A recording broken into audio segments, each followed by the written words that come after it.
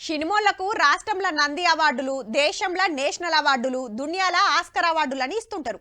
ప్రతి ఒక్కరు ఆస్కర్ కొట్టాలని అనుకుంటారు. అది అంత అల్కగయ్యే పనేనా? అట్లనే ఆటగాళ్ళకు సుత అంతే. రాష్ట్రంలో బిల్లలు కొట్టి దేశంలో ఆడి దునియా ఆటల పెద్ద పండుగ గదేనుల్లా ఒలింపిక్స్లా బిల్లలు కొట్టాలని కలలు కంటారు. మరి ఎందరో ఆ కలలు నిజం చేసుకుంటారో గాని సీదా వార్తలకు పోదాం పాండ్రి. దునియా ఆటల పండుగ షురైంది. ఫ్రాన్స్ దేశం ప్యారిస్ సిటీలా 16 రోజులు ఆటలే ఆటలు. స్టేడియంల కాకుండా నదొడ్డుకు సంబురాలు. గేమ్స్ కోసం 40,000 కోట్లు ఖర్చు పెడుతుర్రంటే చూడురిగా. 206 దేశాలకెళ్లి 10,000 మంది 32 తీర్ల ఆటలాడి 329 బంగారు బిల్లల కోసం పోటీ పడతారు. ఇండియాకెళ్లి చూస్తే 17 మంది పోయిండ్రు 16 ఆటలాడటానికి.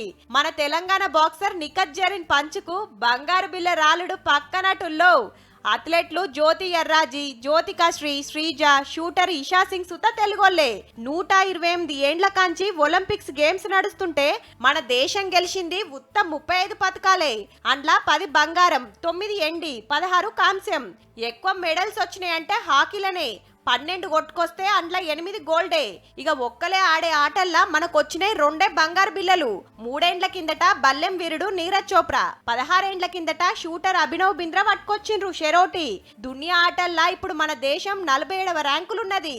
ఇక ఈ తాపకు ఎన్ని బిల్లలు తెస్తారో, దేశాన్ని ఏ ర్యాంకులకు తీసుకుపోతారో. మన ఆటగాళ్ళందరికీ ఆల్ ది బెస్ట్.